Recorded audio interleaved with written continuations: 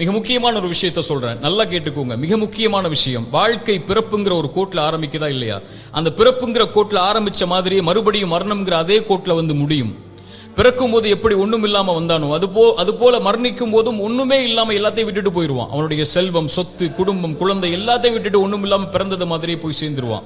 அப்ப எதுக்கு இந்த வாழ்க்கை, எதுக்கு இவ்வளவு பெரிய போராட்டம்னு கேட்கக்கூடியவங்களுக்கு இறை தூதர் இந்த 3 செயல்களை நீங்க உலகத்துல வாழும் போதே விதை போடுங்கன்னு சொன்னாங்க. அது பின்னால நீங்க அறுவடை செய்வீங்க, நீங்க மரணிச்சதற்கு பிறகும் உயிரோட வாழ்வீங்க, அதன் காரணமான்னு சொன்னாங்க.